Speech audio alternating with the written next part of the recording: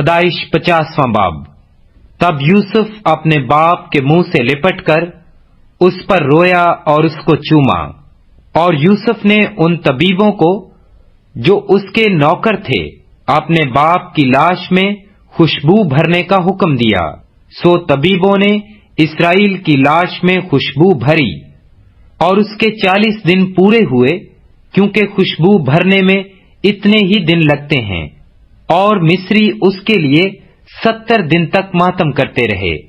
اور جب ماتم کے دن گزر گئے تو یوسف نے فرعون کے گھر کے لوگوں سے کہا، اگر مجھ پر تمہارے کرم کی نظر ہے تو فرعون سے ذرا عرض کر دو کہ میرے باپ نے یہ مجھ سے قسم لے کر کہا ہے کہ میں تو مرتا ہوں، تو مجھ کو میری گور میں جو میں نے ملک کنعان میں اپنے لیے کھدوائی ہے دفن کرنا۔ اس لیے ذرا مجھے اجازت دے کہ میں وہاں جا کر اپنے باپ کو دفن کروں، اور میں لوٹ کر آ جاؤں گا۔ فرعون نے کہا کہ جا اور اپنے باپ کو جیسے اس نے تجھ سے قسم لی ہے دفن کر۔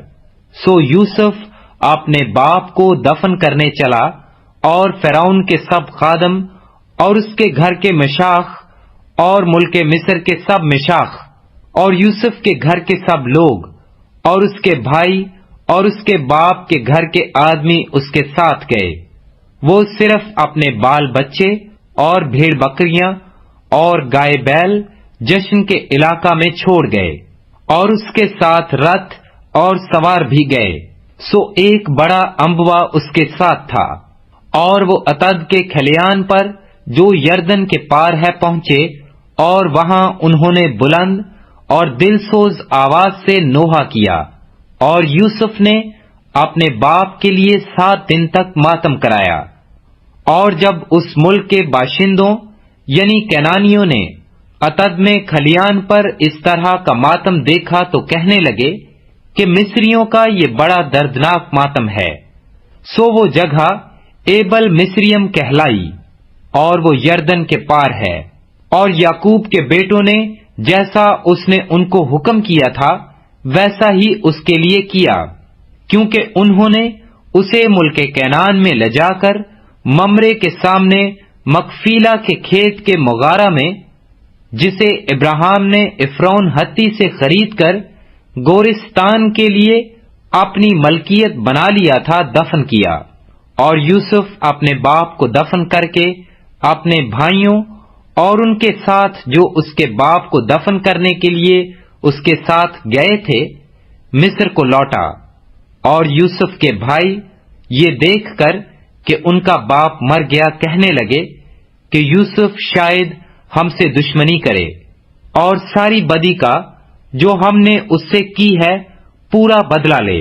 سو انہوں نے یوسف کو یہ کہلا بھیجا کہ تیرے باپ نے اپنے مرنے سے آگے یہ حکم کیا تھا کہ تم یوسف سے کہنا کہ اپنے بھائیوں کی خطا اور ان کا گناہ اب بخش دے، کیونکہ انہوں نے تجھ سے بدی کی۔ سو اب تو اپنے باپ کے خدا کے بندوں کی خطا بخش دے۔ اور یوسف ان کی یہ باتیں سن کر رویا، اور اس کے بھائیوں نے خود بھی اس کے سامنے جا کر اپنا سر ٹیک دیا اور کہا، دیکھ ہم تیرے خادم ہیں۔ یوسف نے ان سے کہا، مت ڈرو، کیا میں خدا کی جگہ پر ہوں؟ تم نے تو مجھ سے بدی کرنے کا ارادہ کیا تھا، لیکن خدا نے اسی سے نیکی کا قصد کیا تاکہ بہت سے لوگوں کی جان بچائے۔